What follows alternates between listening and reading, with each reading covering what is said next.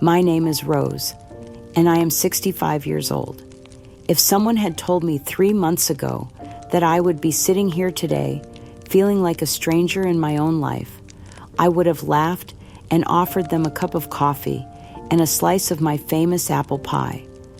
Back then, I believed that love and hard work could conquer anything, that family bonds were unbreakable, that truth always found a way to surface. After my husband's early passing 28 years ago, I poured decades of relentless hard work, creativity, and every ounce of my being into building a successful restaurant, a legacy for my family. Every grueling 16-hour day was for my children, ensuring their education, their futures, sacrificing my own comfort and companionship. I nurtured everyone in our family circle, even my cousin Diane, always offering her support, despite the veiled resentment I sometimes glimpsed in her eyes. The bitter betrayal ignited after my granddaughter's joyous graduation celebration. Diane, consumed by decades of festering envy, began whispering cruel, fabricated lies to my son Mark. Lies that I had secretly favored his sisters, that he was somehow a burden to me. Then came the dagger to my heart. Mark's venomous email accusing me of lifelong neglect, of never truly loving him. My world, my very identity as a mother, shattered like glass hitting concrete. Yet as Emily, Diane's daughter, amplified the slander online, accusing me of being a terrible, neglectful mother, something deeper stirred within me. A chef's meticulous spirit sparked defiance. What Diane and Mark didn't know were my decades of detailed daily logs proving my balanced, loving parenting, or the box of Mark's heartfelt childhood letters, brimming with love and gratitude. This time their insidious lies wouldn't stand. I would fight for my truth, for my late husband's memory, and for the chance to reclaim my son from their poisonous grasp. The drive to Mark's house felt like traveling to my own execution. My hands gripped the steering wheel so tightly that my knuckles had gone white, and I could feel my heart hammering against my ribs with each turn toward his neighborhood. It had been 2 weeks since that devastating email, 2 weeks of sleepless nights, replaying every moment of his childhood, searching for some failure that could justify his accusations.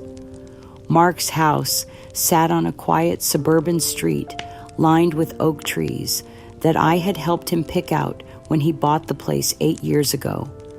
I remembered how proud he had been, how he had called me the best mom in the world when I helped him negotiate the down payment. Now, as I pulled into his driveway, the same house felt like enemy territory. I knocked on the front door with trembling fingers, practicing what I would say. But when the door opened, it wasn't just Mark standing there. Diane was beside him, her arm possessively draped around his shoulders, and her smile, cold and triumphant, like a predator that had successfully cornered its prey. "Hello, Rose," she said, before Mark could speak, her voice dripping with false concern. "We weren't expecting you." Mark's face was a mask I didn't recognize. Gone was the warmth, the easy affection that had defined our relationship for 35 years. In its place was something cold and distant, as if he were looking at a stranger who had somehow disappointed him deeply. "Mom," he said, his voice flat, "you shouldn't have come here." "Mark, sweetheart, please," I said, my voice breaking despite my efforts to stay strong. "Can we just talk? Just the two of us. I need to understand what's happened, what I've supposedly done wrong." But Diane stepped forward, her hand still resting on Mark's shoulder. "Rose, I think it's best if you don't upset him any further. He's been through enough emotional trauma already." Emotional trauma, as if my love, my decades of sacrifice, had been some form of abuse. I felt something crack inside my chest. "Diane, this is between my son and me," I said firmly. "This has nothing to do with you." "Actually, it has everything to do with me," she replied smoothly. "Mark has been sharing his painful memories with our family. We've been helping him process the years of emotional neglect, the favoritism you showed his sisters. It's been very healing for him to finally have his feelings validated." I turned to Mark, desperate to see some flicker of the boy who used to run to me when he skinned his knees, who had once written me a Mother's Day card saying I was his hero and best friend. "Mark, you know that's not true," I pleaded. "Remember when I taught you to make your grandmother's chocolate cake? How many hours I spent helping you with your science projects? Every choice I made, every sacrifice was for all of you equally. You were never neglected, never unloved." For just a moment, I saw something flicker in his eyes, a shadow of doubt perhaps, or a buried memory fighting to surface. But then Diane's grip tightened on his shoulder, and the moment passed. "That's exactly what Diane said you'd do," Mark said, his voice growing colder. "Try to make me doubt my own memories, make me feel guilty for finally speaking my truth." "Your truth," I whispered the words, hitting me like physical blows. "Mark, what truth I have. Journals, photographs, report cards, where you wrote about how grateful you were for my support. How can you call love neglect?" Diane's smile widened, and I realized with growing horror that she was enjoying this. "Rose, you're proving Mark's point right now. You're trying to invalidate his feelings, just like you always did. A truly loving mother would listen to her child's pain instead of defending herself." My phone buzzed, and I glanced down to see a notification from Facebook. Emily, Diane's daughter, had tagged me in a post. The image was a throwback photo from years ago, showing me in my restaurant kitchen flower in my hair, looking exhausted after a particularly busy night. The caption read, "Some people choose money over their kids." Neglectful parenting. Money over motherhood. I stared at the screen, my vision blurring with tears. That photo had been taken on Mark's 16th birthday. I had closed the restaurant early to bake his birthday cake from scratch, staying up until 3 a.m. to make sure everything was perfect for his party. The exhaustion in that photo wasn't from choosing work over my children. It was from choosing them over everything else, including my own rest. "Do you see what you've done?" Mark said, looking at my phone screen. "Emily's just trying to help me heal, and you're making her feel bad about supporting me." "Mark, that photo," I started, but he held up his hand. "I don't want to hear another excuse, Mom. Diane and Emily have helped me see things clearly for the first time in my life. The way you always made everything about the restaurant, about proving yourself, about looking like the perfect mother, while we were just convenient." The words felt like knives, each one precisely placed to cause maximum damage. This wasn't my son speaking. This was Diane's voice, Diane's poison coming out of my child's mouth. "I need you to stop contacting me," he continued, and I could hear Diane's coaching in the formal tone. "Stop trying to manipulate me with guilt and false memories. If you really love me, you'll respect my boundaries and leave me alone." "And," Diane added her voice, taking on an almost judicial tone, "we think you should publicly acknowledge your past failings as a mother. Mark deserves an apology and, frankly, some compensation for the emotional damage. A trust fund, perhaps, to show that you're truly sorry for prioritizing your business over his well-being." I looked back and forth between them, my heart breaking at the casual cruelty of it all. Diane wanted me to validate her lies to pay for the privilege of having my own son's love stolen from me. I need to go," I managed to whisper, backing away from the door. "That's probably best," Diane said, her arm still around Mark like a victory banner. "Mark needs to be around people who support his healing journey, not people who deny his reality." As I walked back to my car on shaking legs, I could hear them talking behind the closed door. Mark's voice, agreeing with whatever Diane was saying. My son, my beloved boy, had been turned into a weapon against me. That night, I sat in my empty restaurant after closing, surrounded by the evidence of 30 years of backbreaking work. Every piece of equipment, every recipe, every detail had been chosen with my children's future in mind. The irony was devastating. I had built this place to secure their lives, and now it was being used as evidence that I had neglected them. My phone buzzed again, another Facebook notification. Emily had created an entire photo album titled The Truth About Aunt Rose, filled with pictures of me working cooking, building the business that had paid for Mark's college, his wedding, his house down payment. But in Diane's narrative, every hour I had worked was an hour I had stolen from my children. The comments were already pouring in, people I barely knew offering sympathy to Mark for having such a selfish, career-obsessed mother. Strangers who had eaten in my restaurant, enjoyed my hospitality, now judging me based on carefully curated lies. I turned off my phone and sat in the darkness, feeling more alone than I had since my husband's death. But somewhere in that crushing loneliness, something else began to grow. Not anger exactly, but something colder and more determined. If Diane wanted to wage war with lies, I would fight back with truth. And I had decades of truth, carefully documented, preserved, and waiting. Mark might not remember the love I had shown him, but I had proof. Letters, photos, journals, medical records from the nights I stayed up with his fevers, report cards, where he thanked me, birthday cards, where he called me his hero. The battle for my son's soul was just beginning, and this time I wouldn't go down without a fight. The online assault began in earnest the following week. I woke up Monday morning to find that Emily had created a dedicated website called therealrosestory.com. The homepage featured a photo of me from my restaurant's grand opening 25 years ago, but the image had been manipulated to make me look severe, almost sinister. Help us expose the truth about Rose Martinez, the site proclaimed.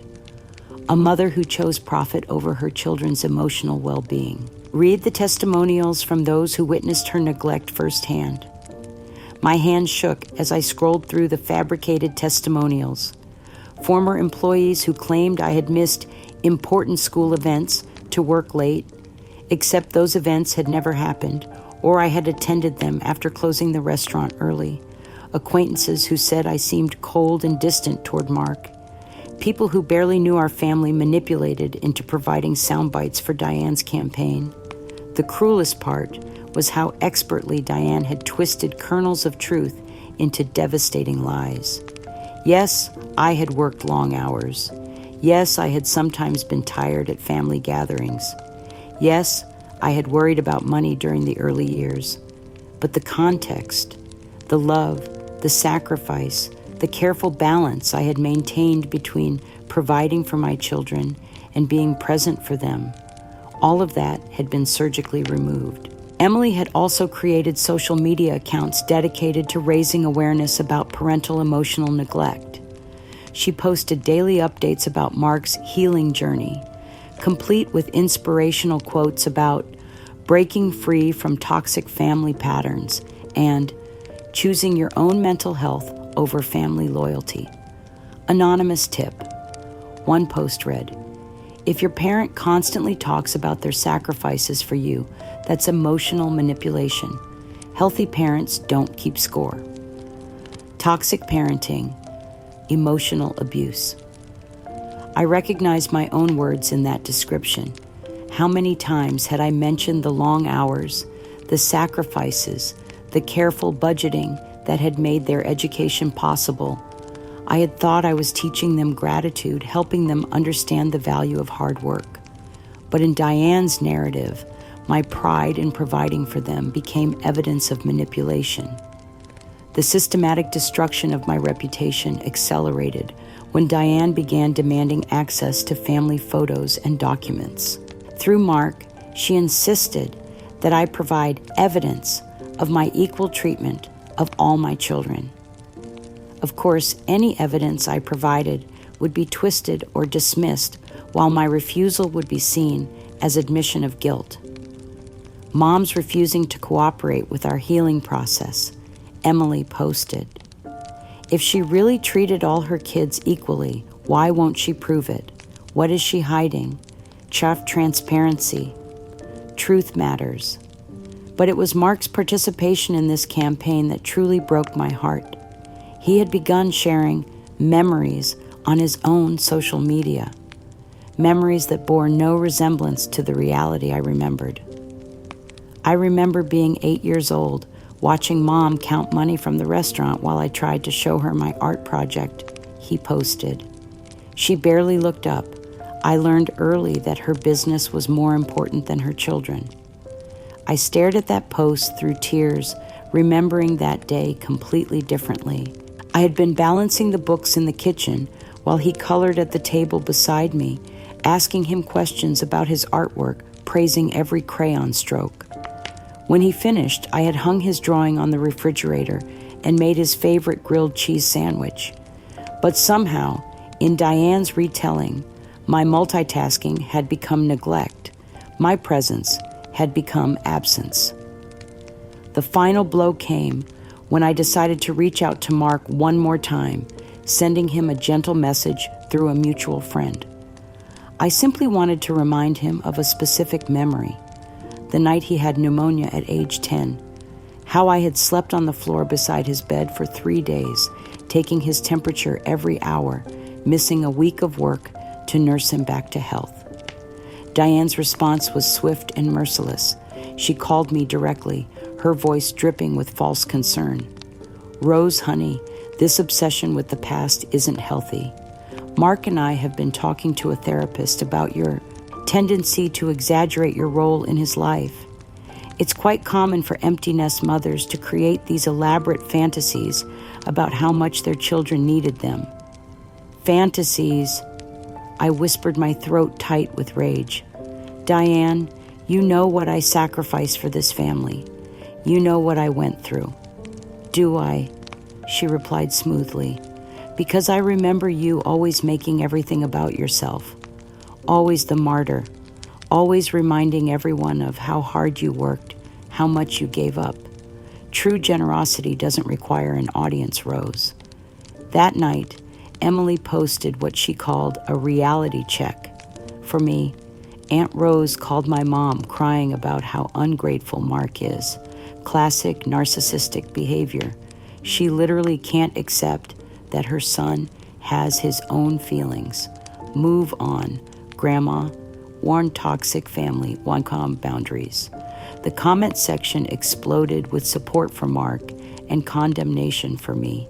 People I had fed for free during hard times, whose children I had tutored, whose families I had helped in countless ways. All of them now viewing me as a delusional old woman who couldn't accept criticism. But it was the email from Mark that nearly destroyed me completely. Cold formal, written in language that was clearly coached. Mom, Uncle George agrees that you've always had a problem with creating drama for attention. Diane says you called her upset because I'm finally standing up for myself. This is exactly the kind of manipulative behavior that damaged me as a child. I need you to stop contacting our family friends and spreading your version of events. It's embarrassing and harmful to my healing process. Uncle George, my late husband's brother, who had been jealous of our restaurant's success for years.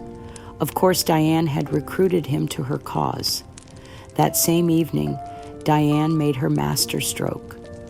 Through a family friend, she proposed a solution, professional family therapy sessions where Mark could safely express his feelings, and I could learn to take accountability for my parenting mistakes. But I recognized the trap immediately. Diane had already poisoned the well, creating a narrative where anything I said in my defense would be seen as denial and manipulation. The therapist, however well-meaning, would be working from false information, and the sessions would culminate in demands for a public apology and financial compensation, legitimizing Diane's lies through a mental health professional. As I sat in my kitchen that night, surrounded by photo albums and journals that proved the truth of my love and dedication, a memory surfaced that I had buried for 28 years.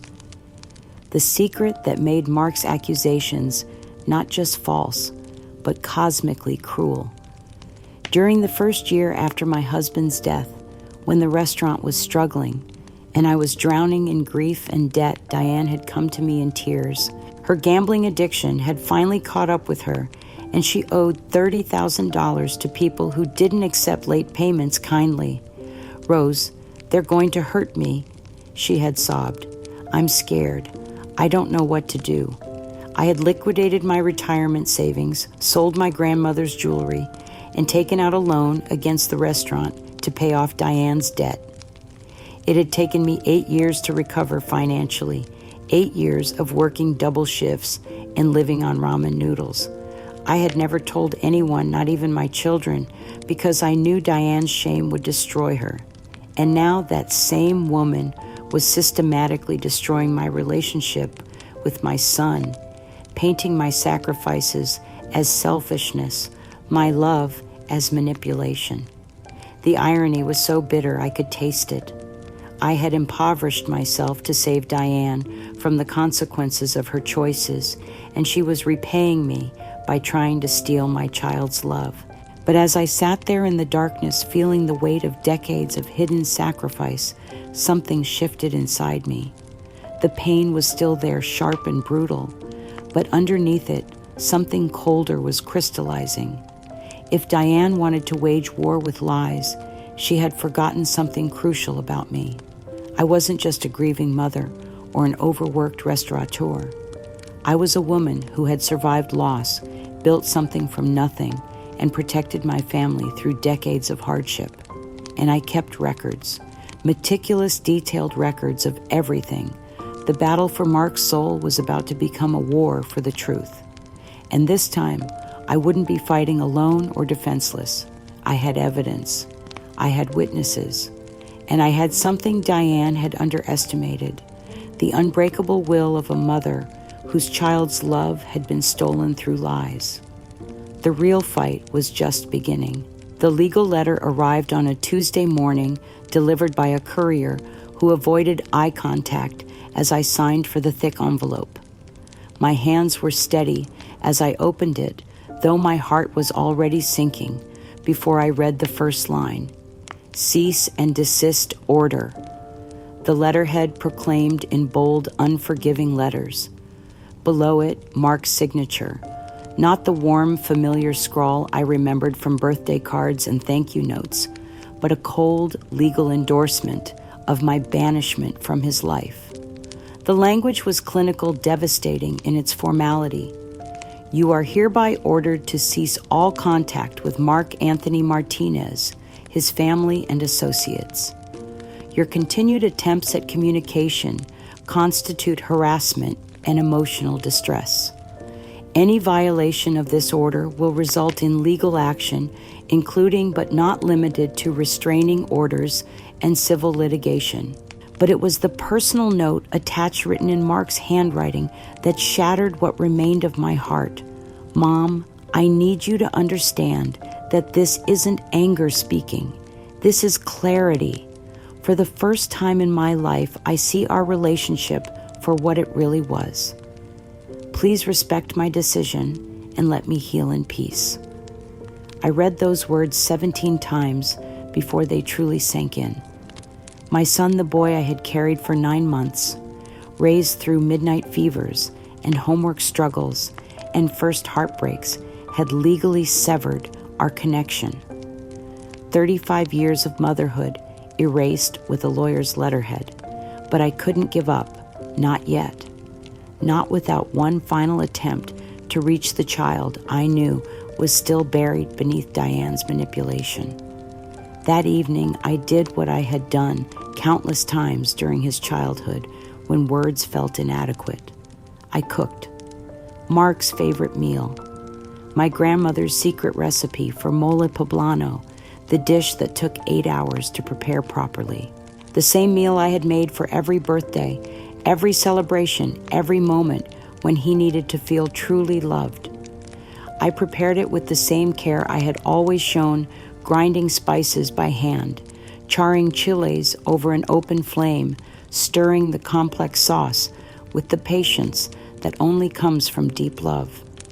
As I cooked, I remembered him at age 7, standing on a step stool beside me, carefully measuring ingredients while I taught him about our family's culinary traditions. With the meal, I included a letter, not a defense or an argument, but a simple recounting of one specific memory, the night when he was 12 and had been devastated by not making the school basketball team, how I had found him crying in his room, how we had talked until dawn about disappointment and resilience and the ways life prepares us for bigger challenges, how he had fallen asleep with his head on my shoulder and I had stayed awake watching him breathe, grateful for the privilege of being his mother. I left the meal outside his office building, where he worked along with the letter, hoping that maybe away from Diane's influence, he might remember who we used to be together. The next morning, I drove past his building and saw the containers in the dumpster, outside the food untouched, still sealed in the careful packaging I had chosen. My letter lay beside the containers torn into pieces, scattered like confetti among the garbage. In that moment, staring at the physical remains of my love, discarded like trash, I finally understood the complete depth of his betrayal. This wasn't just manipulation anymore. Mark had made a choice. Faced with the evidence of my love, he had chosen to literally throw it away rather than question Diane's narrative. My phone buzzed, a text from an unknown number, but I recognized Diane's voice in the words, "Some things are best left in the past, Rose. Your son finally understands what real family means." Within hours, Emily had posted on social media a photo of Mark laughing with Diane at some restaurant, both of them looking relaxed and happy. The caption read, "So grateful for family who understands healthy boundaries. Sometimes you have to cut out toxic people to find peace." Choosing joy, healthy family, new beginnings. That evening, I found myself sitting in my therapist's office. Dr. Sandra Williams, a kind woman who ran a grief support group at the senior center. I had been seeing her since the crisis began, trying to make sense of how my life had unraveled so completely. "Rose," she said gently, "I can see you're carrying something deeper than what you've shared with me. Something that makes this betrayal even more painful than it already is." I had never told anyone, not my daughters, not my closest friends, not even my husband before he died. But sitting there feeling like my entire identity as a mother had been stripped away, the words finally came. "Dr. Williams." I whispered, my voice breaking. "There's something about Mark that I've never told anyone, something that makes his accusations of not loving him. It makes them..." The truth came slowly, painfully, like extracting splinters from an old wound. My late husband, Roberto, had been the love of my life, but our marriage had been shadowed by one devastating reality. He was infertile.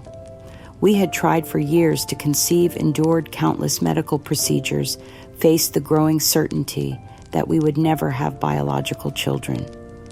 When the doctors finally confirmed that Roberto could never father children, it nearly destroyed him. I continued, tears streaming down my face. He felt like he was failing me, failing his family name. He wanted to give up on having children altogether. But I had refused to give up. I had researched options, found a clinic, convinced Roberto that love was more important than genetics, The artificial insemination process had been expensive, emotionally draining, and completely secret. We told no one, not even our families. Mark was conceived through an anonymous donor. I said the words feeling strange after decades of silence. Roberto legally adopted him the day he was born, and we raised him as our own, because he was our own in every way that mattered. Dr. Williams sat quietly, understanding the weight of what I was sharing. Roberto died never knowing that I had told anyone. Mark grew up believing Roberto was his biological father, and I thought that was the greatest gift I could give both of them. Roberto got to be a father. Mark got to have a father, and the love between them was completely real. But Rose, Dr. Williams said gently, given what you went through to bring Mark into this world, his accusations must be, they're destroying me, I finished. This child that I fought so hard to conceive, that I sacrificed everything to bring into existence. He's accusing me of not loving him enough. He's saying I neglected him, that I chose business over family.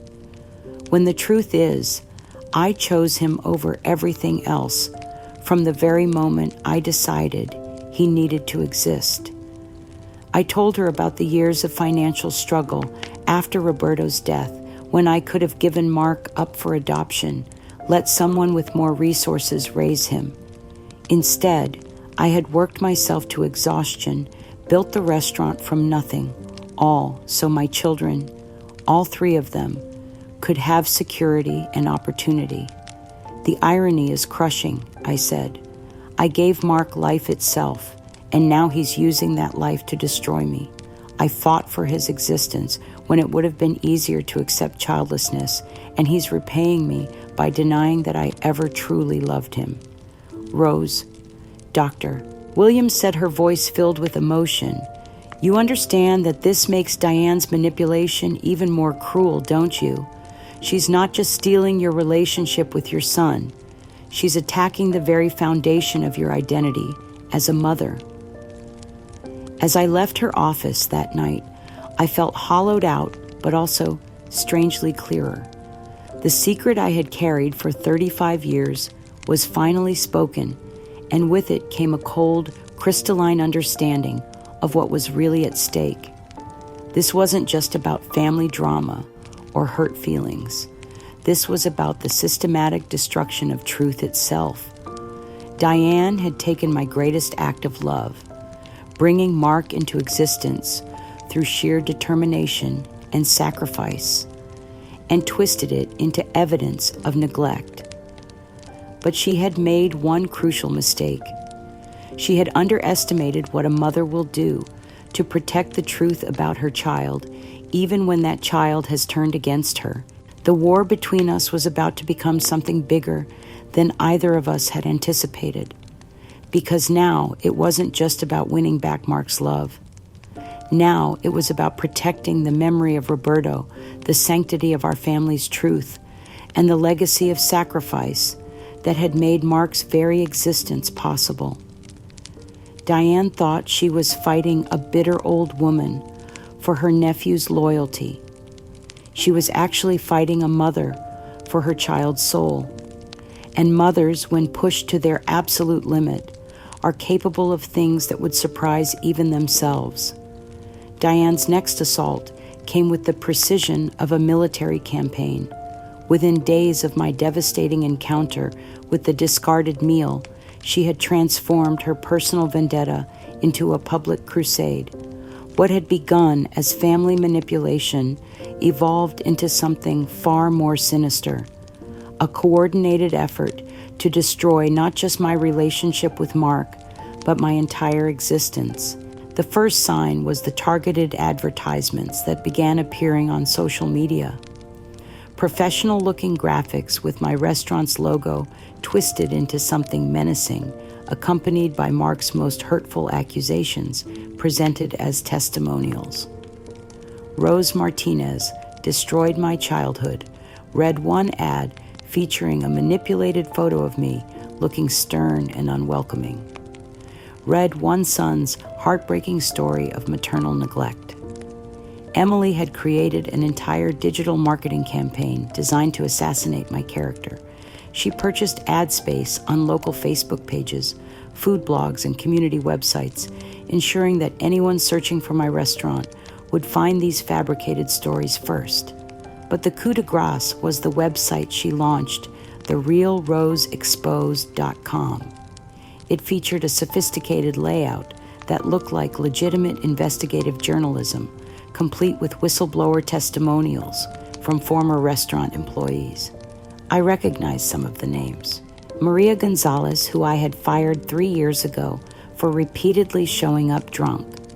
Tony Chen, who had stolen from the register and threatened to sue when I confronted him.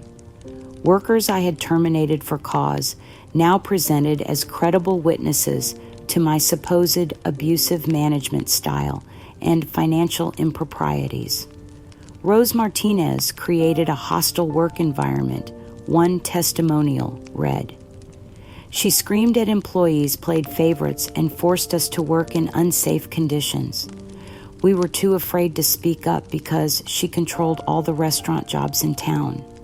The accusations were expertly crafted lies that took kernels of truth and twisted them beyond recognition. Yes, I had been demanding about food safety and quality. Yes, I had fired employees who didn't meet standards. But in Diane's narrative, my professionalism became tyranny. My standards became abuse. Within a week, the health department had received anonymous complaints about my restaurant. Food bloggers who had once praised my cooking were now posting concerned articles about troubling allegations surrounding my business practices. Longtime customers began canceling reservations, and my staff started quitting without notice. But Emily's masterpiece of cruelty came in the form of a fake award ceremony. She created an elaborate online campaign for Mother of the Year, complete with a professional website, social media presence, and what appeared to be hundreds of votes and testimonials. The winner, of course, was Diane. Diane Martinez is a true matriarch, the announcement read. Having stepped in to protect her family from toxic influences, she exemplifies the selfless love that defines true motherhood. Her courage in speaking difficult truths has saved her loved ones from years of continued emotional damage. The accompanying photos showed Diane beaming beside Mark and his children at what appeared to be an awards banquet. She wore a sash reading Mother of the Year and held a crystal trophy. Mark looked proud and happy, his arm around the woman who had systematically destroyed his relationship with his actual mother. The local newspaper, apparently fooled by Emily's professional presentation, ran a feature story about Diane's award. The article praised her selfless intervention in a difficult family situation and her dedication to breaking cycles of emotional abuse. Reading that article felt like watching my own funeral, except I was still alive to witness my reputation being buried. The financial impact was swift and devastating. My restaurant, which had been my life's work and primary source of income, became unsustainable overnight. Vendors canceled contracts. The bank called in loans. Health inspectors arrived weekly, clearly expecting to find violations that would justify shutting me down. I was forced to close Rosa's Kitchen permanently, not due to retirement or choice, but because Diane's campaign had made it impossible to operate. 30 years of building something beautiful, something that had fed thousands of families and employed dozens of people, destroyed by lies spread through social media. With the restaurant gone, my financial situation collapsed like a house of cards. The legal fees from fighting frivolous lawsuits filed by Uncle George, claiming I owed him money from decades-old family disputes, drained what little savings I had left. My health insurance lapsed. My mortgage payments fell behind. The stress began manifesting physically in ways that frightened me. I would wake up with crushing chest pains that sent me to the emergency room, only to be told it was anxiety and stress. My weight dropped 20 pounds in 6 weeks as I lost my appetite completely. Migraines left me bedridden for days at a time, the pain so intense I couldn't think clearly. Looking in the mirror had become an exercise in self-recognition. The woman staring back at me was gaunt, hollow-eyed, a shadow of the confident businesswoman I had been just months before. I looked exactly like what Diane claimed I was, an unstable, broken old woman whose mind was failing. The final devastating blow came on a sunny Saturday afternoon at Riverside Park. I had been walking there daily, partly for exercise, but mostly because it was free and reminded me of happier times when I used to bring my children to play. I was sitting on a bench trying to summon the energy to walk home when I heard familiar laughter. Across the playground, I saw them. My grandchildren, Sophia and little James, playing on the swings while Diane and Emily watched with the satisfied expressions of women who had gotten everything they wanted. They were celebrating James's 5th birthday, complete with balloons, cake, and presents. My heart broke seeing how happy he looked, how comfortable he seemed with Diane as his grandma. This should have been my celebration to plan my cake, to bake my opportunity to spoil him with love and attention. I stood up slowly, my body protesting after sitting too long, and took a tentative step toward them. Maybe I thought desperately, maybe the children would remember me with kindness. Maybe their innocent hearts hadn't been completely poisoned against me. But as soon as 8-year-old Sophia spotted me, she grabbed Diane's hand and pointed in my direction. "Look, Grandma Diane," she said loudly enough for nearby families to hear. "It's the bad lady, the one who hurt Daddy." The words hit me like physical blows. My own granddaughter, whom I had rocked to sleep as a baby, was now afraid of me. Worse, she was protecting Diane from me, as if I were some sort of threat. Little James, taking his sister's cue, ran behind Emily and peered at me with wide, frightened eyes. "Is she going to make Daddy sad again?" he whispered. Diane's response was perfectly calculated for maximum public impact. She gathered both children close, speaking in a voice designed to carry, "Don't worry, babies, she can't hurt our family anymore. Sometimes grown-ups get sick in their minds and they say mean things they don't really mean. We just have to stay away and keep Daddy safe." The other parents in the playground were staring now, their expressions a mixture of pity and suspicion. I realized how I must look to them, a disheveled, obviously distressed old woman frightening children at a birthday party. In their eyes, I was exactly what Diane claimed: unstable, inappropriate, possibly dangerous. I stumbled away from the playground, my vision blurred with tears, feeling like I had just attended my own execution. My grandchildren, the lights of my life, now saw me as a villain in their story. They would grow up believing that their daddy needed protection from their biological grandmother, never knowing the woman who had fought for their father's very existence. That night, I sat in my empty house with eviction notices scattered across the kitchen table, feeling more alone than I had ever felt in my life. Every relationship that mattered had been systematically destroyed. My business was gone, my reputation ruined, my family turned against me. But somewhere in that crushing darkness, beneath the pain and despair and physical exhaustion, something else stirred. Not hope. I was too broken for hope, but something colder and more determined. Diane had made one crucial mistake in her campaign to destroy me. She had underestimated what happens when you take everything from someone who has already lost everything once before. I had survived my husband's death, rebuilt my life from nothing, and raised 3 children as a single mother. I had fought for Mark's existence before he was even born, and I had spent 35 years loving him with everything I had. Diane thought she had won because she had taken my restaurant, my reputation, my home, and my family. But she had forgotten something important about people who have nothing left to lose. They become capable of anything. The notification arrived through an anonymous email account.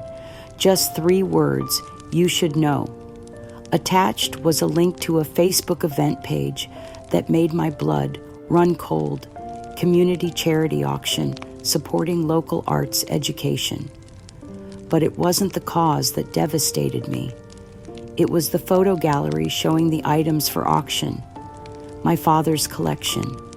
His precious, irreplaceable collection of vintage cookbooks and antique kitchen tools, the heritage he had passed down to me with tears in his eyes on his deathbed. The photos showed his 1920s copper pot set perfectly maintained and gleaming. His grandmother's rolling pin from Mexico, carved with intricate patterns and worn smooth by generations of loving hands. The leather-bound cookbook collection that had inspired my entire culinary career, each volume containing his handwritten notes and family recipe modifications, items that should have been in my house in my care, being prepared for auction like common household goods. I called the auction house immediately, my voice shaking with rage and disbelief. Those items belonged to me, I told the coordinator. They were my father's. I have his will. I have documentation. Ma'am, the woman replied with practiced patience, we have clear documentation that these items were donated by Ms. Diane Martinez, who has legal authority over the estate. If you have concerns, you'll need to take them up with our legal department. Legal authority. Somehow, in the chaos of my financial collapse, Diane had maneuvered herself into a position where she could claim ownership of my father's memory itself. The auction was scheduled for the following Saturday at the community center, with local media coverage promised. According to the promotional materials, it was a heartwarming story of a caring family member rescuing precious heirlooms from neglect and donating the proceeds to charity. I had to see it for myself, even though I knew it would destroy me. Saturday morning, I dressed in my best remaining outfit and drove to the community center with hands that trembled on the steering wheel. The parking lot was full, and I could see local news trucks setting up equipment. This wasn't just an auction. It was a public event, a celebration of Diane's supposed generosity. Inside, the main hall had been transformed into a professional auction space. My father's items were displayed on tables with spotlights like museum pieces. Bidders moved among them, casually handling his precious possessions with the indifference of strangers shopping for decorations. But the centerpiece of the display nearly brought me to my knees. On the main stage, someone had placed a large framed photograph of my father in his chef's whites, taken when he was young and proud and full of dreams. Beside it was a placard reading, "In memory of Antonio Vasquez, Master Chef, 1925-1987, items rescued and donated by loving family." Rescued, as if I had been neglecting them, as if I had been unworthy of my father's legacy. Diane stood near the photograph, accepting congratulations from auction attendees like a grieving daughter, instead of the manipulative cousin who had barely known my father. She wore black as if in mourning, and spoke in hushed, reverent tones about the importance of preserving family heritage. Antonio was like a father to me, I heard her tell a reporter, the lie falling from her lips with practiced ease. When her situation became untenable, I knew he would have wanted these treasures preserved and shared with the community he loved so much. My situation, as if my financial destruction hadn't been orchestrated by the very woman now claiming to be my father's heir. The auction began with smaller items, wooden spoons, vintage measuring cups, items that would have been precious to me, but meant nothing to strangers. I watched in agonizing silence as my father's tools were knocked down to the highest bidders, each sale feeling like another piece of my identity being sold off. When they brought out his prized possession, a 1890s hand-forged chef's knife that had been passed down through 4 generations, I had to grip the back of a chair to stay upright. The auctioneer described it as a rustic antique kitchen knife and started the bidding at $25. $25 for a piece of my family's soul. A woman in the front row raised her hand, probably thinking it would look nice in her modern kitchen, completely unaware that she was buying a sacred relic of my heritage. The bidding climbed slowly. $30, $35, $40.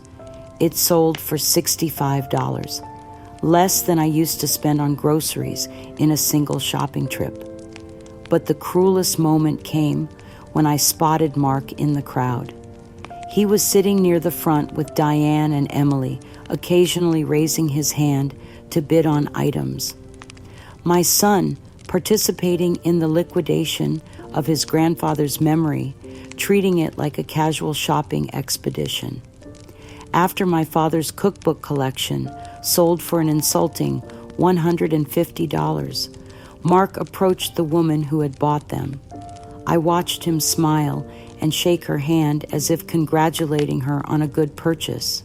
The books that had taught me to cook, that contained decades of my father's wisdom and love, were now going home with a stranger who would probably never even open them.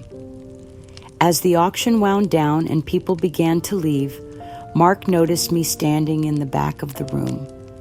Instead of embarrassment or shame, his face showed something that chilled me to the bone. Satisfaction. He walked over to me, carrying a small item he had purchased.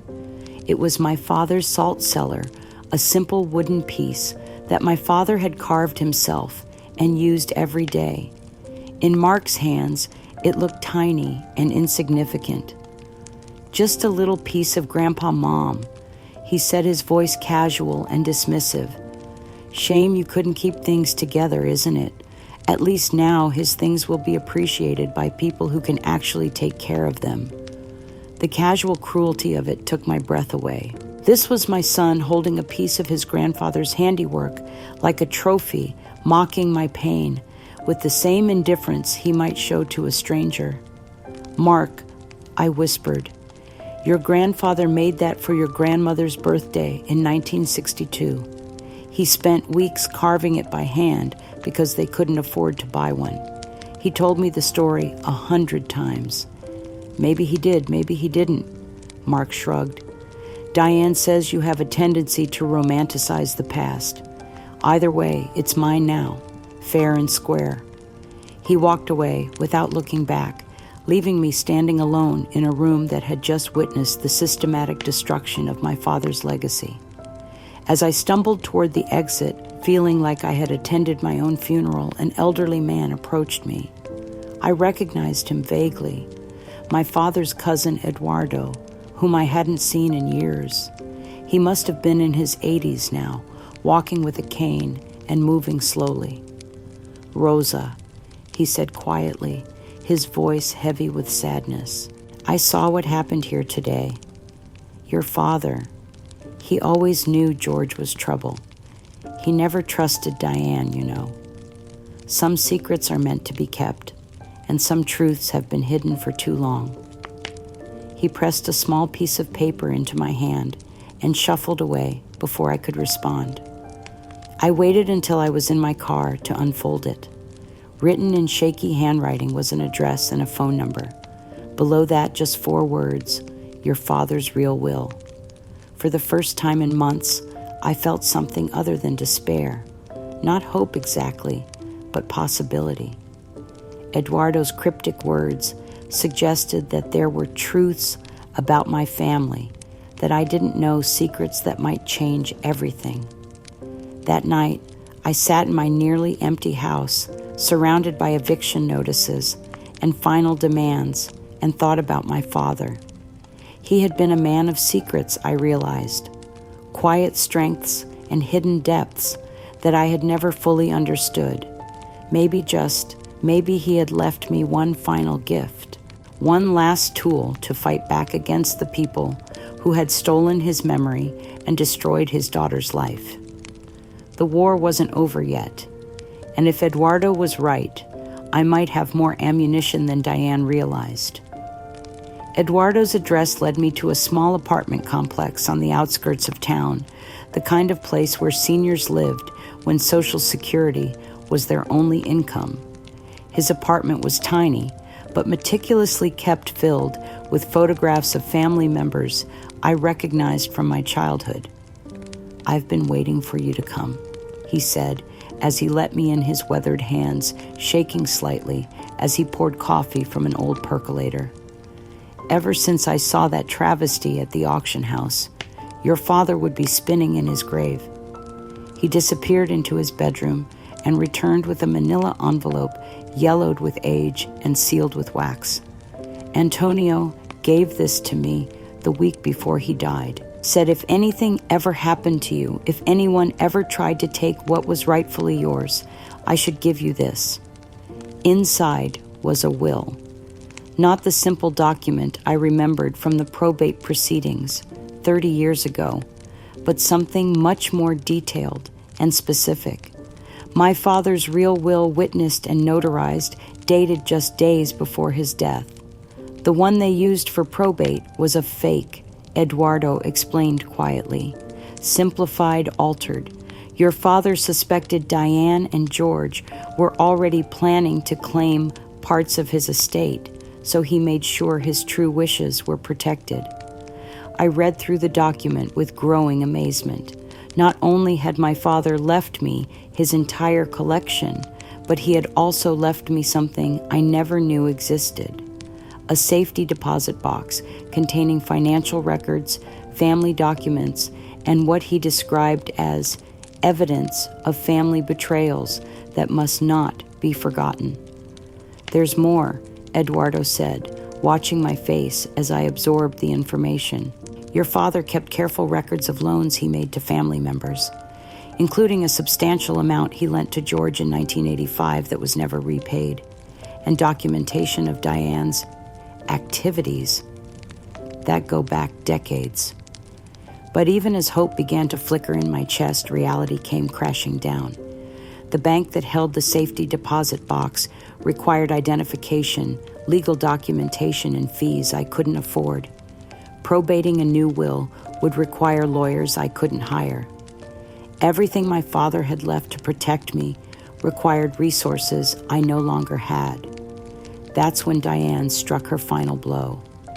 The lawsuit arrived 2 days later, delivered by a process server who found me at the homeless shelter where I had been staying since losing my house. "Civil action for recovery of debts," the papers read.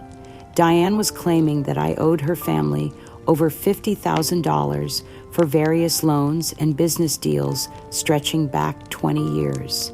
The documents were masterfully crafted lies, mixing real events with fabricated details. Yes, Diane had helped me move some equipment when I first opened the restaurant, but she was claiming I had agreed to pay her consulting fees that had never been discussed. Yes, I had borrowed her car once when mine was being repaired, but according to her lawsuit, this was a formal loan agreement with interest and penalties.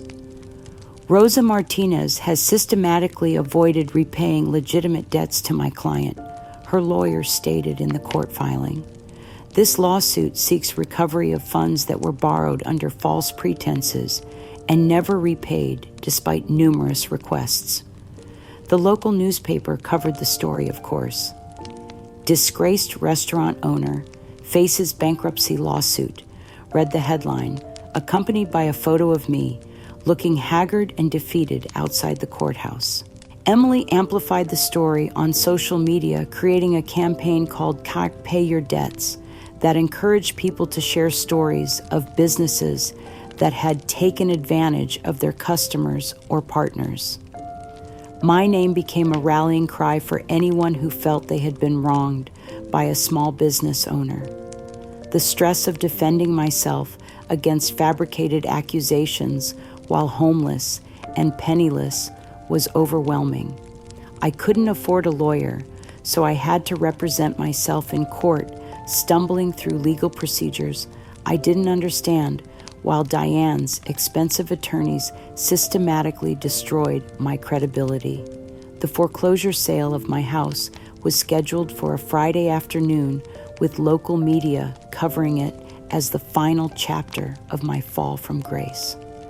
I stood across the street, watching strangers walk through the home where I had raised my children, where Mark had taken his first steps and spoken his first words. Everything sold for a fraction of its value.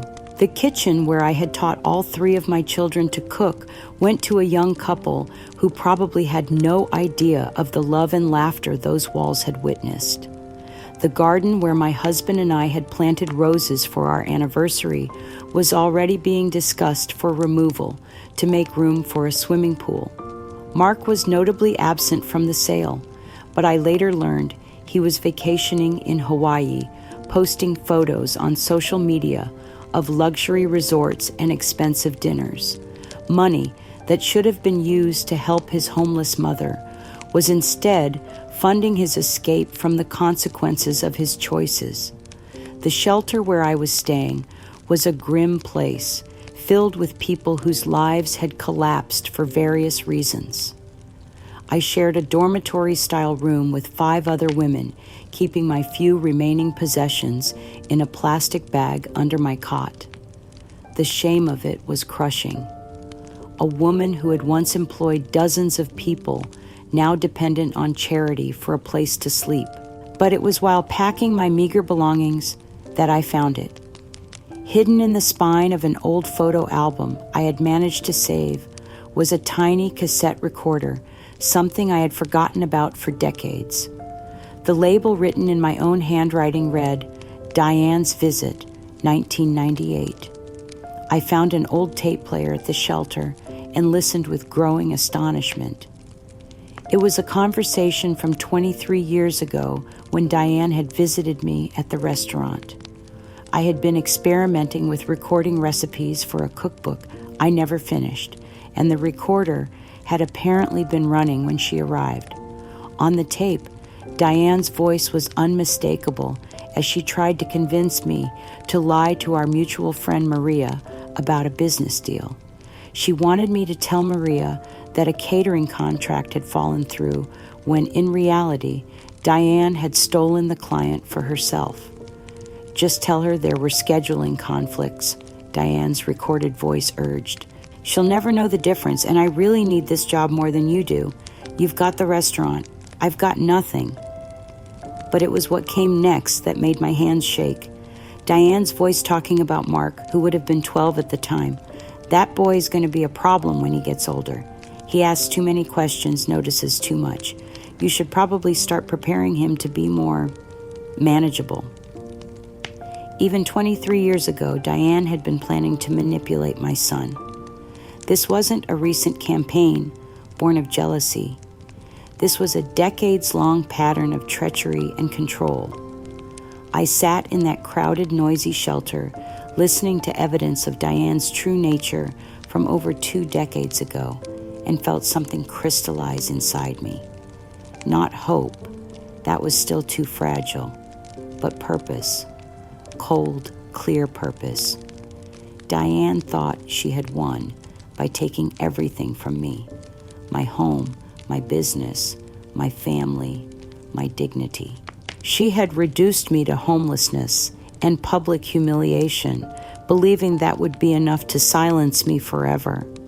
But she had made a crucial mistake. She had underestimated what a mother would do to save her child, even when that child had rejected her. And she had forgotten that sometimes when you have nothing left to lose, you discover strengths you never knew you had. I had Eduardo's information about my father's real will. I had 23-year-old evidence of Diane's manipulative nature. And I had something even more powerful, the absolute certainty that Mark was a victim, not a villain, trapped in a web of lies that had been spinning around him since childhood. The war between Diane and me was about to enter its final phase. And this time, I wouldn't just be fighting for my reputation or my relationship with my son. I would be fighting for the truth itself. The video took me 3 days to record properly. I had found a quiet corner in the shelter's common room during off hours, using an old tablet someone had donated to create what I knew would be my final attempt to reach my son. I didn't try to look perfect or polished.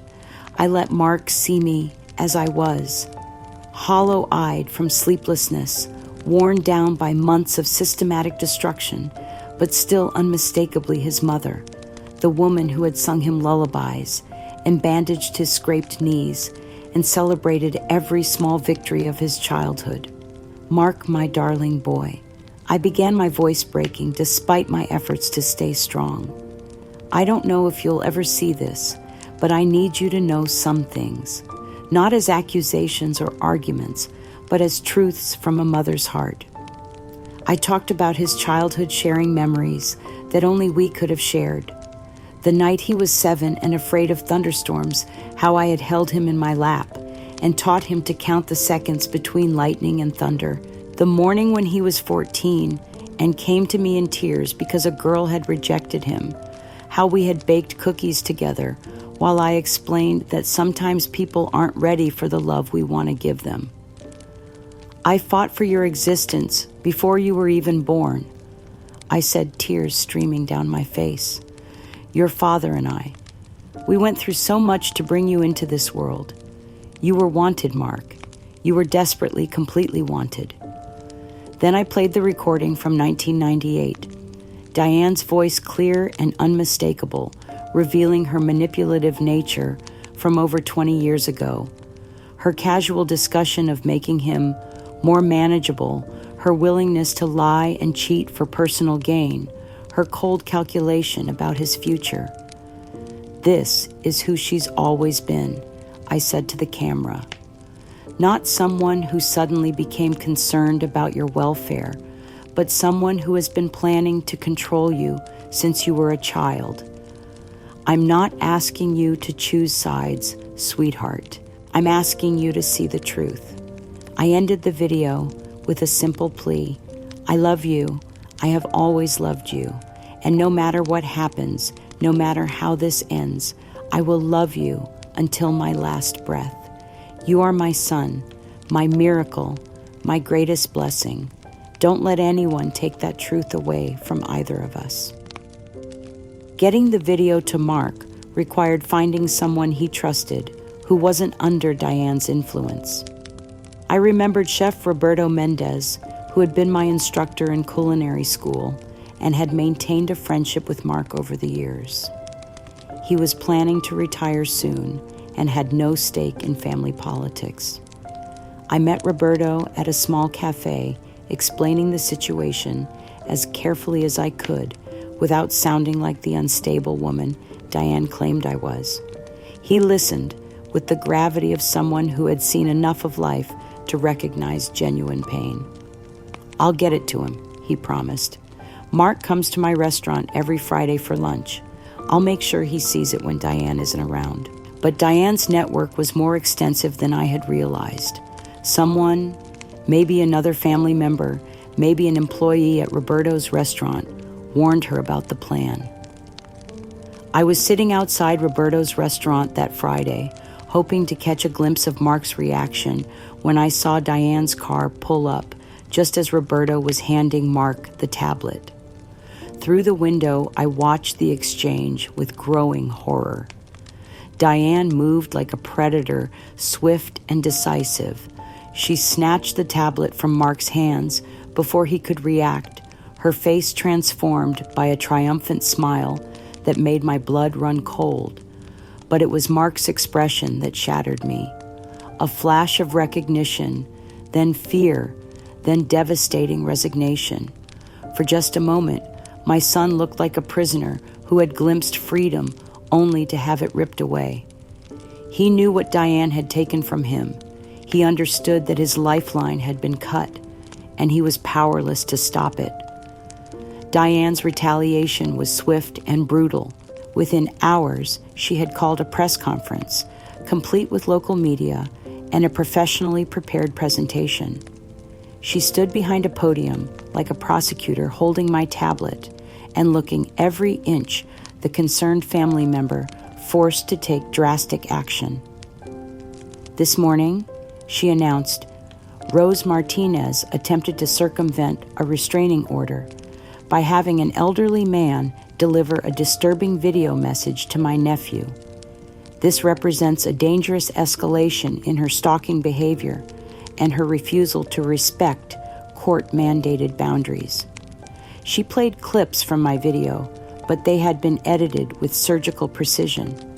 My expressions of love became evidence of obsession. My sharing of childhood memories became proof of manipulation. The old recording of Diane herself was presented as fabricated evidence created by Rose to support her delusional accusations. Rose Martinez is clearly suffering from severe mental illness. Diane continued, her voice heavy with false sadness. Her latest attempt to involve innocent third parties in her campaign of harassment shows that she has become a danger to our family and potentially to the community. Emily was ready with a coordinated social media blitz. Within minutes of the press conference ending, "Stop Rose," Martinez was trending locally. My desperate video message was being shared across platforms as an example of how mental illness can make people dangerous to their own families. The comments were brutal. "This woman is clearly delusional. Thank God her family is protecting themselves." "I can't believe she's still stalking her own son. Someone needs to get her committed." Mental illness is real, but so is personal responsibility. She needs help, not enablement. The national pickup was even worse. Conservative news outlets used my story as an example of liberal cancel culture destroying traditional families. Progressive sites used it as a case study in how toxic mothers manipulate their children through fake abuse claims. Everyone had an opinion about my mental state, my parenting, my character. No one asked whether Diane might be lying. No one questioned why a loving aunt would publicly humiliate her nephew's mother instead of seeking private family therapy. The physical toll of this final assault was overwhelming. That night, I collapsed in the shelter bathroom, my body finally surrendering to months of stress and heartbreak. The ambulance ride to the hospital was a blur of concerned voices and beeping machines, but all I could think about was Mark's face when Diane snatched that tablet away. He had looked like a drowning man watching his last rope being cut.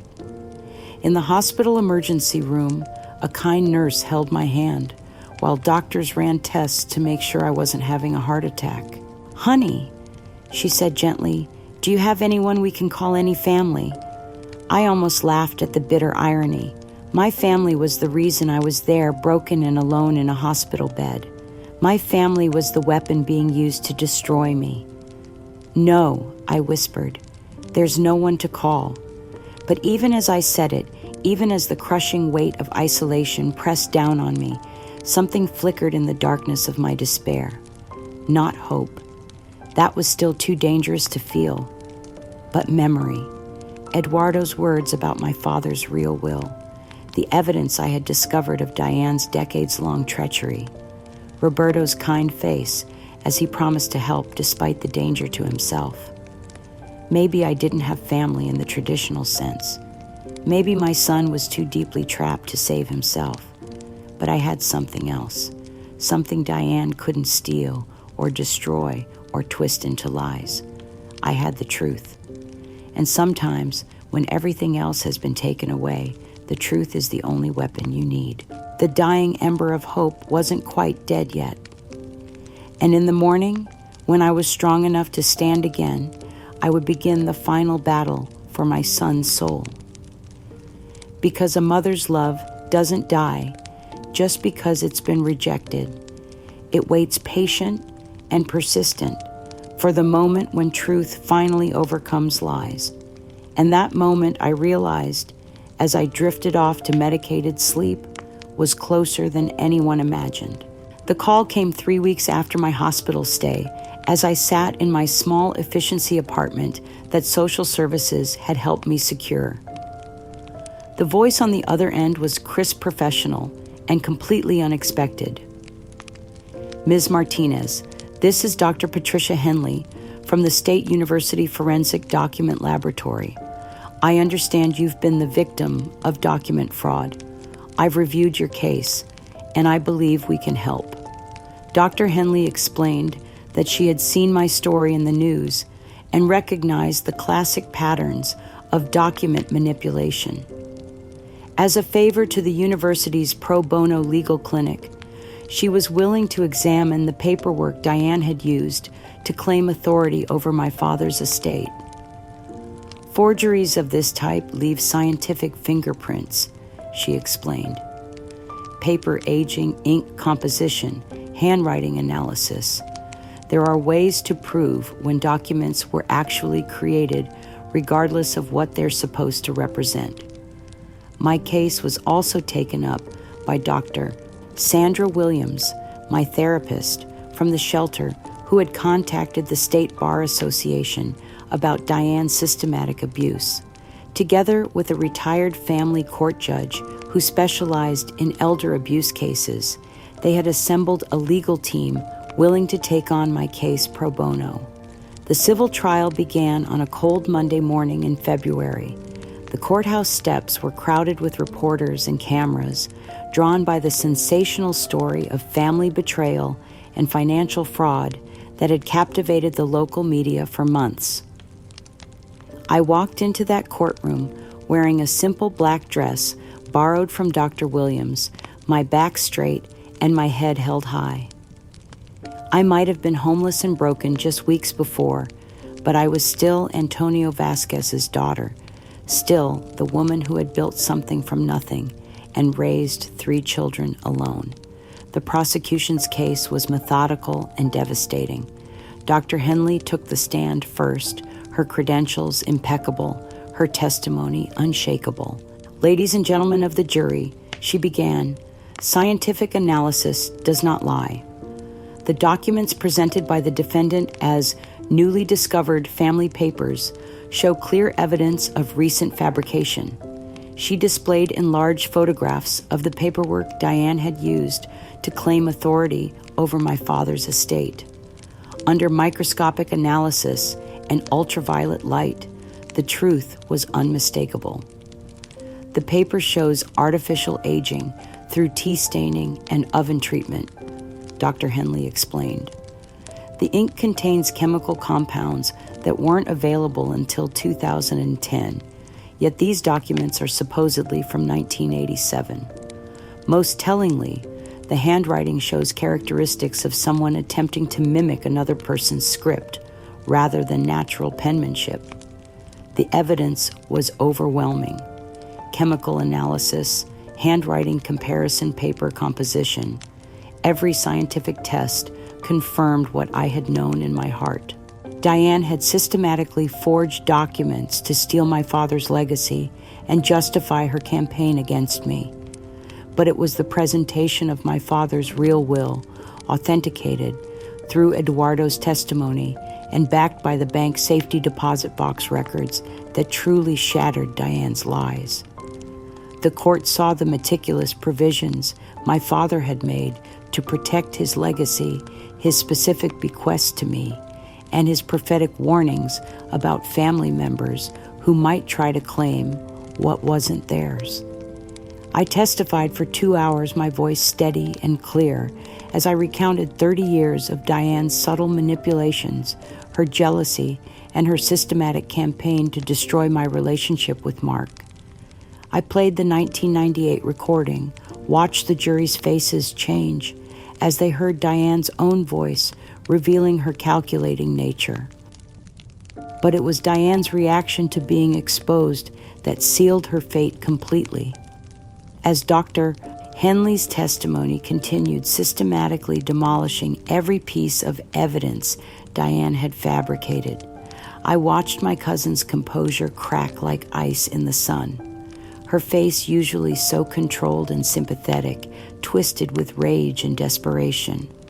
When her own lawyer tried to cross-examine Dr. Henley, Diane suddenly lurched to her feet, her voice rising to a shriek that silenced the entire courtroom. "She's lying," Diane screamed, pointing at Dr. Henley. "They're all lying. Rose paid them to say this.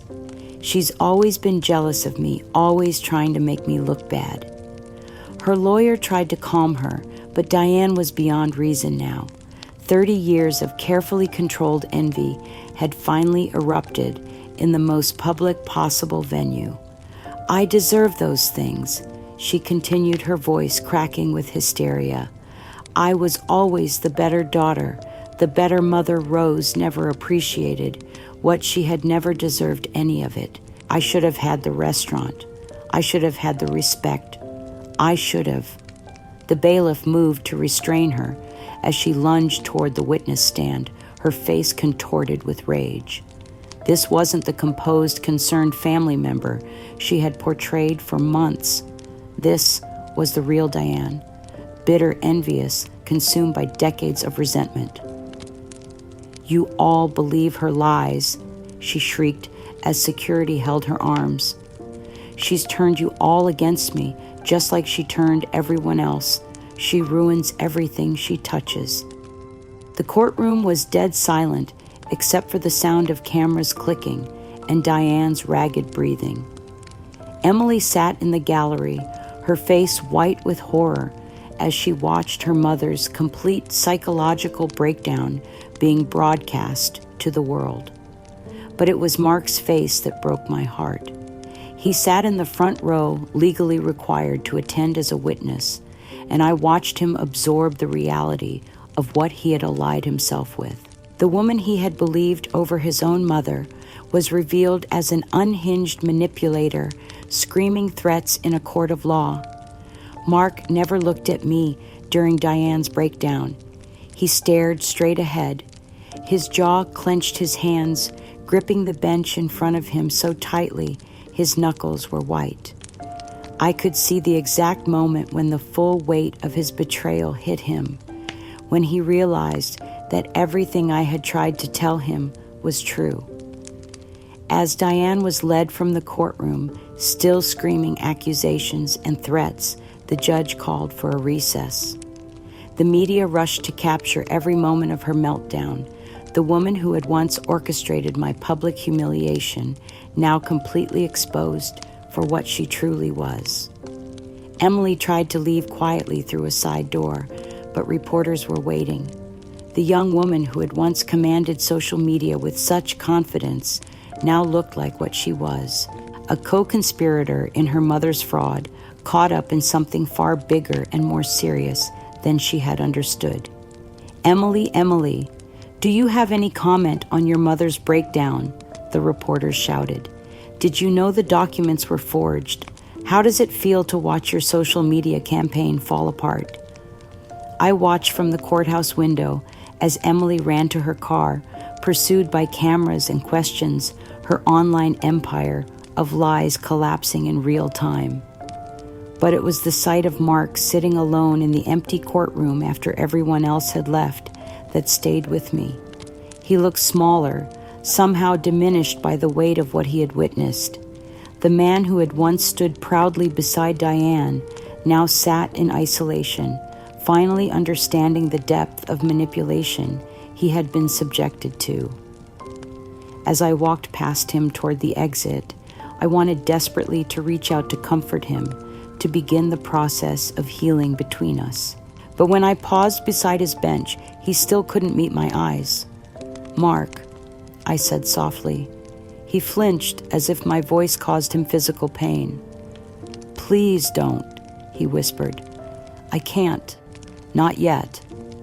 I stood there for a moment longer, watching my son struggle with the reality of what he had done. Then I walked away, leaving him alone with his guilt and his knowledge. The The truth had been revealed, justice would be served, and Diane's lies had been exposed for the world to see. But as I left that courthouse, I understood with crushing clarity that vindication and reconciliation were not the same thing. I had won the battle for truth. The war for my son's love might already be lost.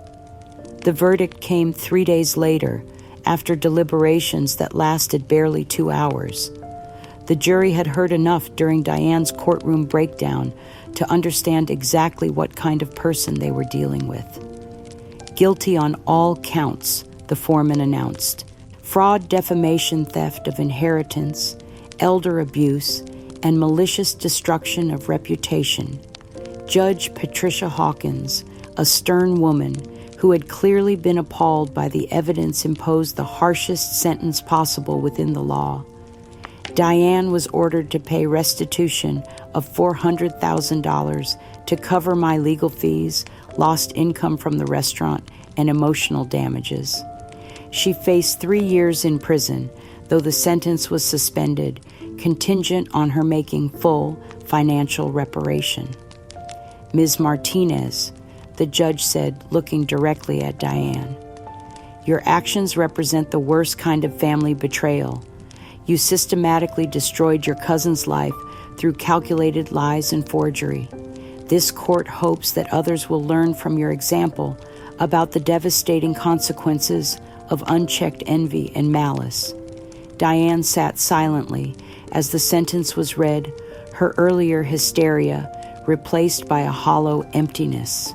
The woman who had orchestrated my destruction with such precision and cruelty now looked like what she truly was: a bitter, broken person whose schemes had consumed her entirely. The media coverage was immediate and merciless. "Cousin's decade-long fraud exposed," read the headlines. "Family manipulator gets justice." Emily's social media empire, built on lies and manipulation, became a cautionary tale about the dangers of cancel culture and online mob justice. Within days, Emily's accounts were flooded with mockery and condemnation. The young woman who had once wielded social media like a weapon now found herself on the receiving end of the same brutal judgment she had inflicted on me.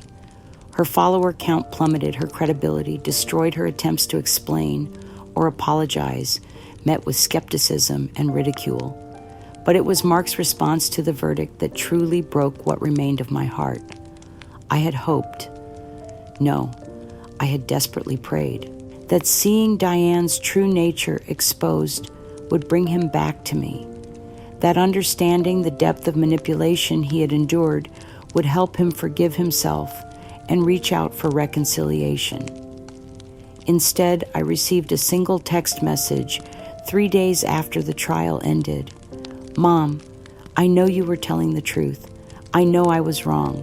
I'm sorry for what I did to you, but I can't face you right now. Maybe not ever. Please don't try to contact me. Mark." 27 words that confirmed my worst fears. My son understood that he had been manipulated, that he had betrayed an innocent mother, that he had participated in my destruction based on lies. But instead of bringing him closer to me, that knowledge was driving him further away. The shame of what he had done, the guilt of choosing Diane over me, the embarrassment of being so completely fooled. It was too much for him to bear. Rather than work through the difficult process of making amends, he chose the easier path of continued estrangement. Dr. Williams tried to help me understand his psychological state during our therapy sessions.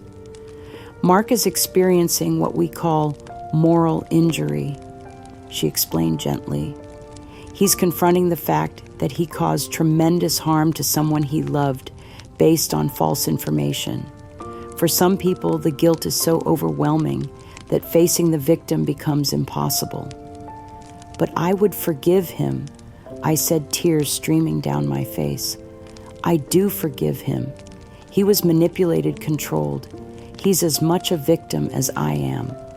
"You understand that intellectually," Dr. Williams replied, but Mark may never be able to accept forgiveness for what he sees as an unforgivable betrayal. Sometimes the people who hurt us most are the ones who can never face us again. The months that followed were a strange mixture of vindication and emptiness. My reputation was completely restored, with articles appearing in culinary magazines about my resilience and integrity.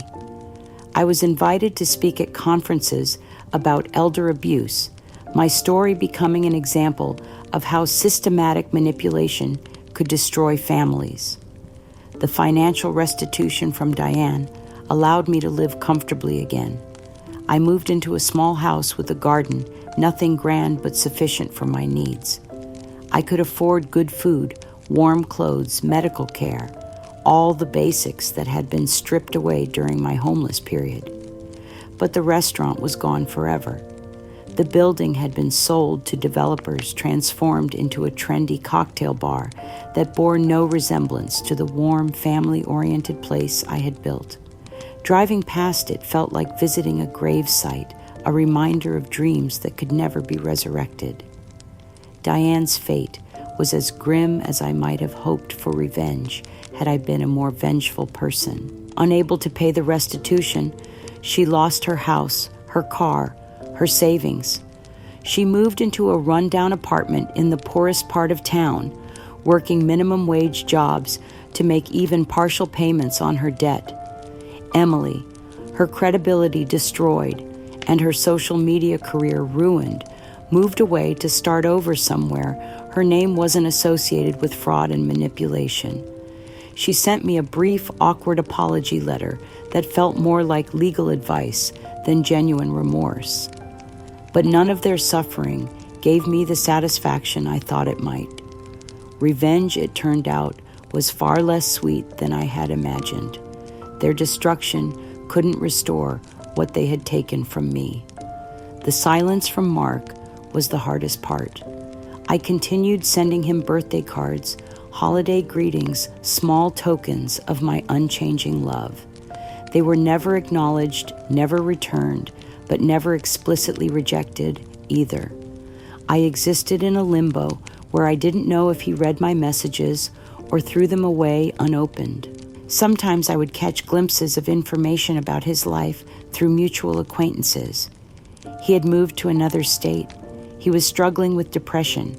He had quit his job and was working as a handyman, avoiding anything that required him to build relationships or trust new people.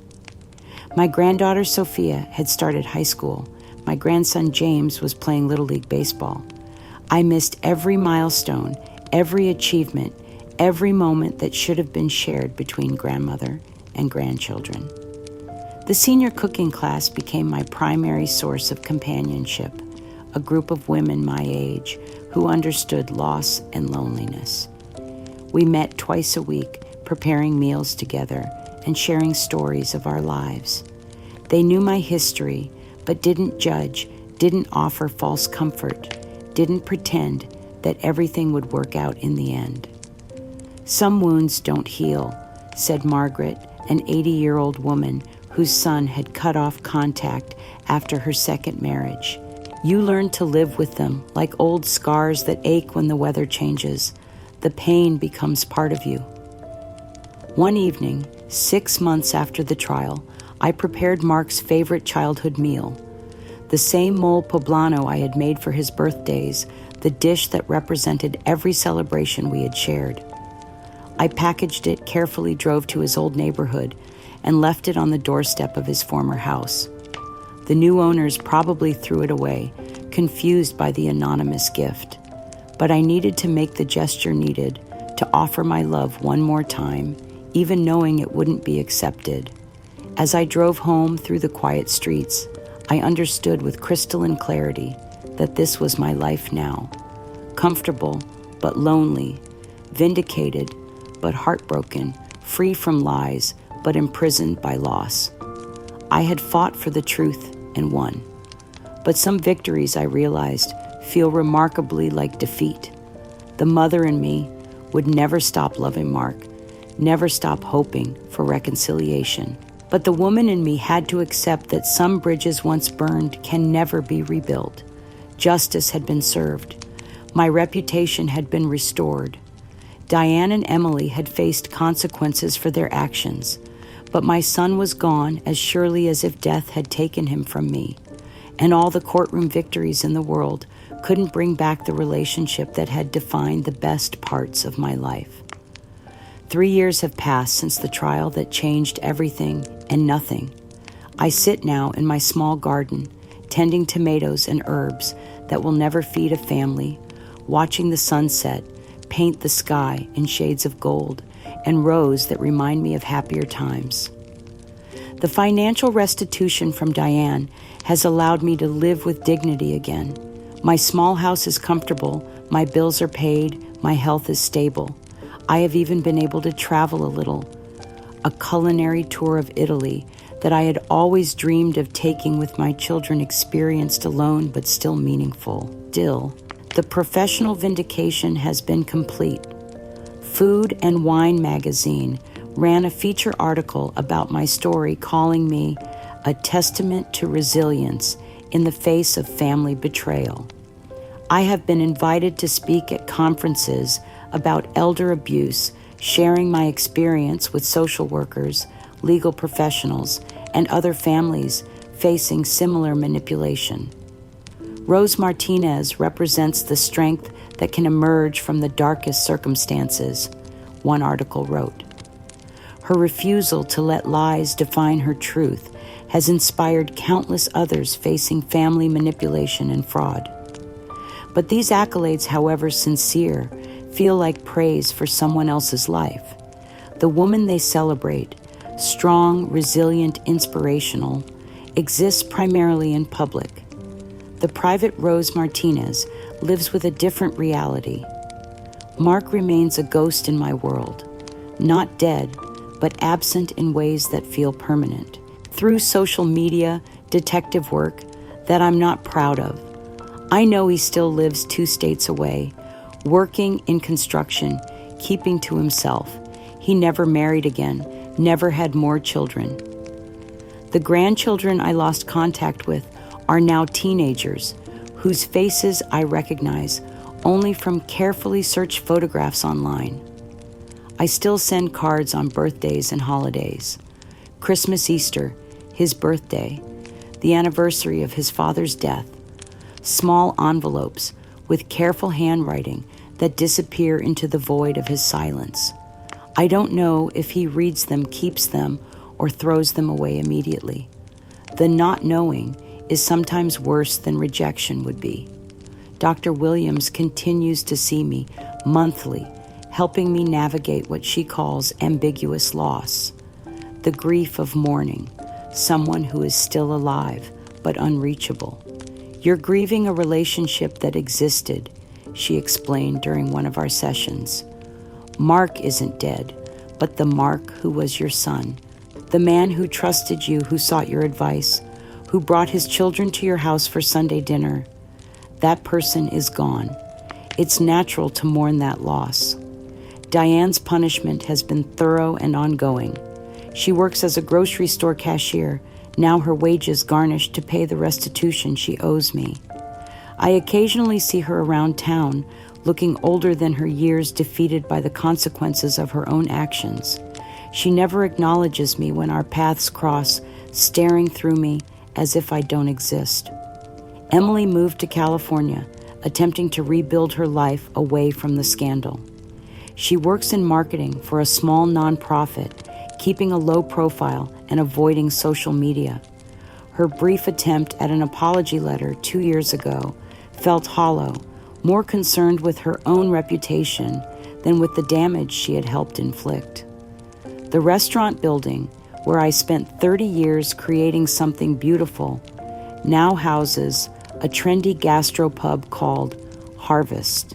The new owners kept some of the original exposed brick, but everything else has been transformed into something sleek and modern.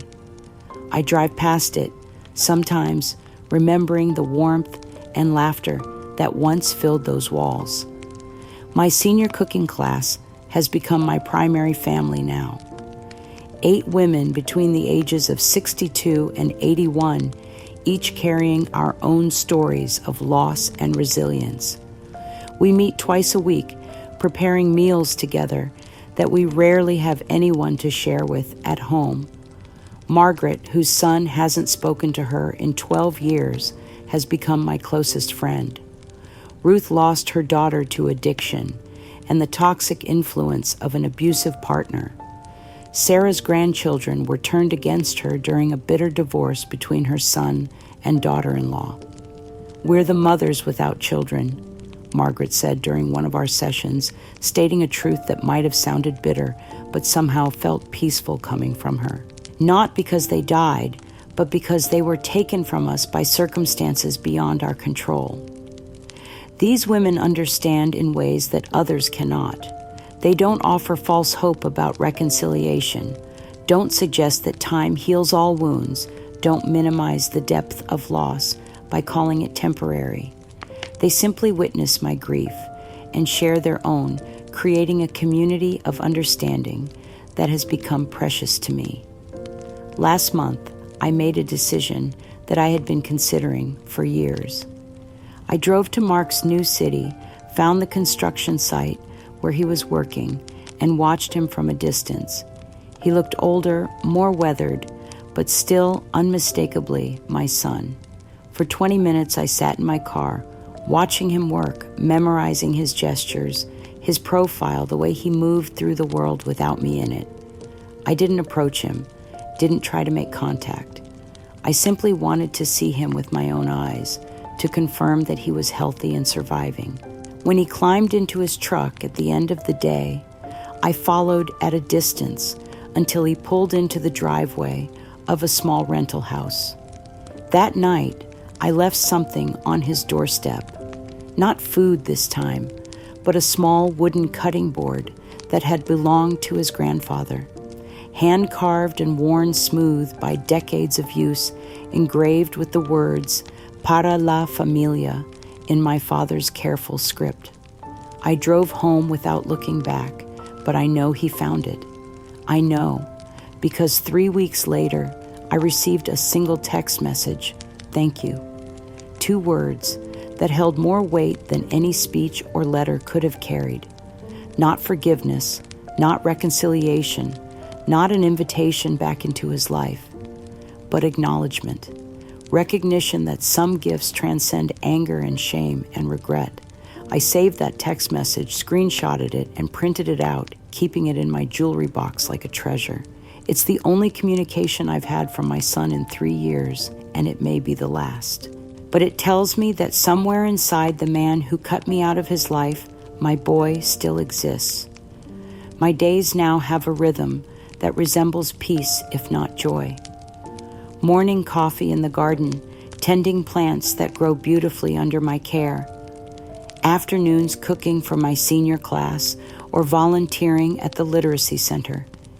Evenings reading or watching old movies surrounded by photographs of happier times.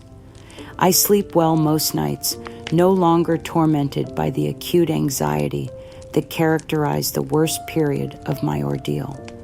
The physical symptoms of stress, the migraines, the chest pains, the crushing fatigue, have mostly subsided, leaving me healthier than I've been in years.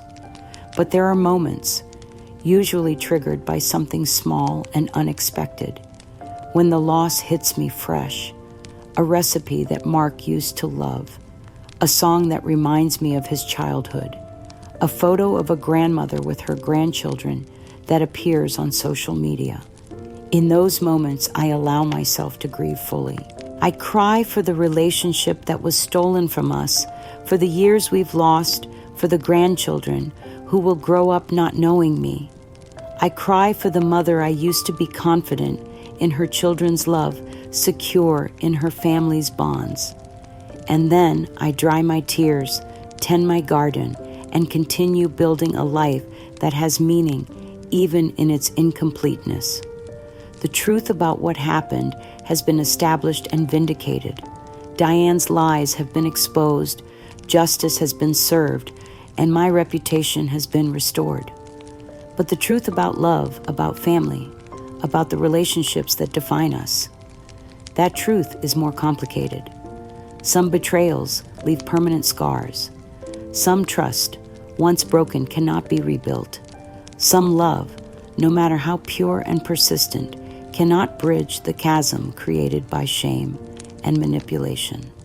I am Rosa Martinez, daughter of Antonio Vasquez, mother of 3 children, builder of dreams, and cooker of meals that brought joy to thousands of people. I am a survivor of systematic emotional abuse, a fighter for truth, a woman who refused to let lies define her reality.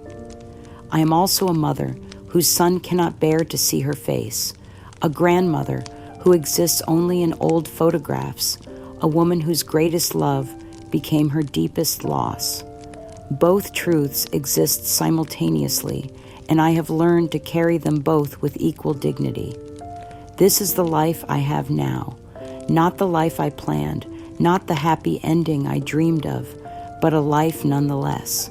It has quiet moments of contentment, unexpected joys, and the deep satisfaction of knowing I fought for what was right.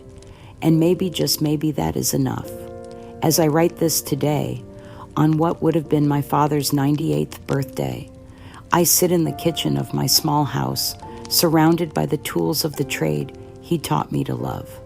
The copper pots that survived Diane's auction gleam on my stove, and the scent of fresh bread fills the air. Not for a restaurant full of customers anymore, but for the simple pleasure of creating something beautiful. 5 years have passed since the trial that vindicated my truth, but could not heal my deepest wound.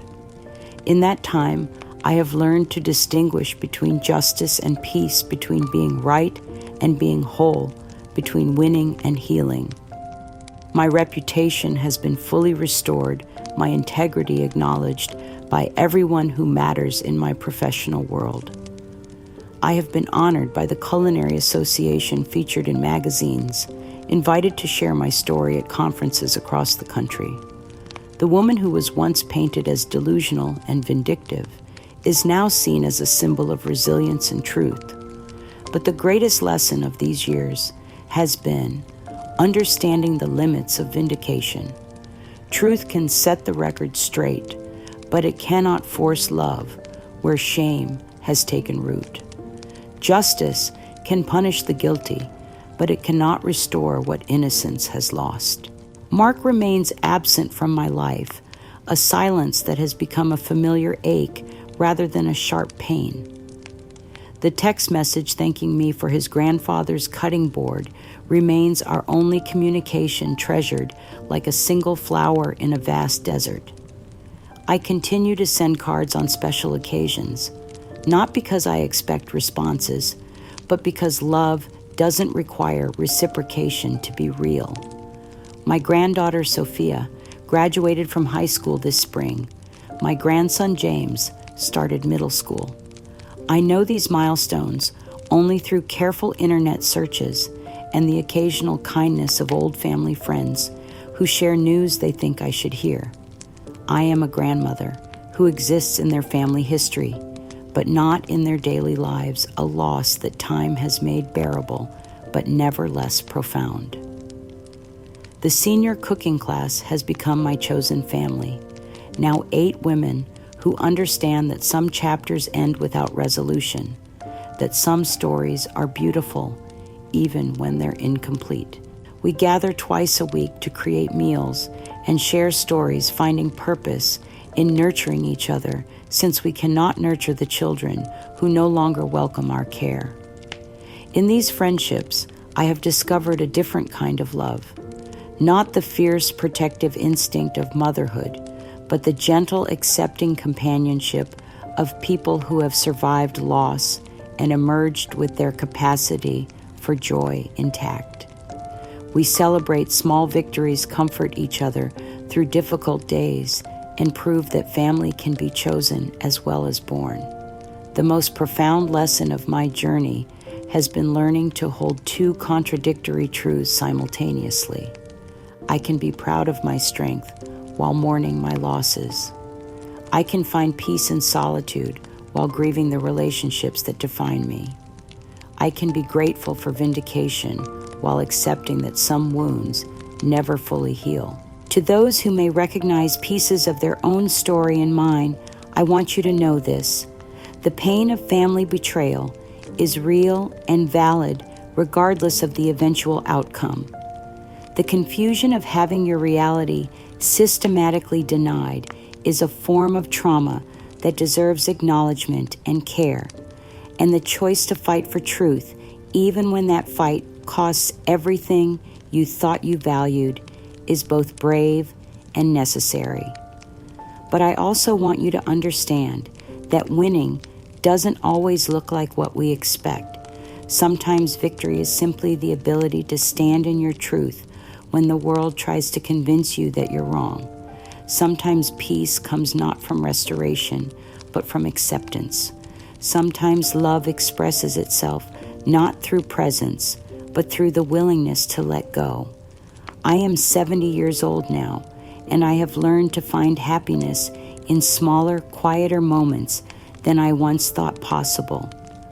The taste of a perfectly ripe tomato from my garden, the laughter of my cooking class friends, the satisfaction of helping a young chef understand the importance of integrity in business, the simple pleasure of preparing a beautiful meal for myself, honoring my father's legacy and my own skills. My life is not the life I planned, but it is a life of dignity and purpose. I have faced the worst that family manipulation can inflict and emerged intact. I have lost the relationships that once defined me and discovered that I am more than the sum of my connections to others. The restaurant may be gone, but the skills my father taught me live on in every dish I prepare.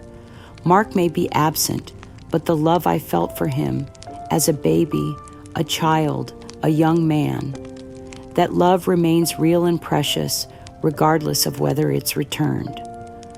The grandchildren I barely know carry pieces of my heritage in their genes, and their names connected to me by bonds that manipulation cannot completely sever.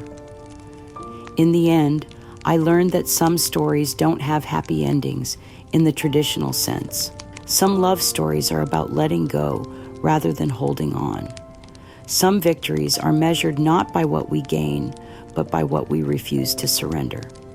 I refuse to surrender my truth. I refuse to accept lies as reality.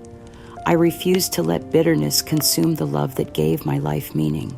And in that refusal, in that stubborn insistence on living authentically, even in the face of devastating loss, I found a peace that no family reunion could have given me. It is not the peace of fulfillment, but the peace of integrity. Not the happiness of dreams realized, but the contentment of knowing I fought for what was right regardless of the cost. And perhaps in a world that often demands we choose between truth and comfort, that is the most authentic happiness of all.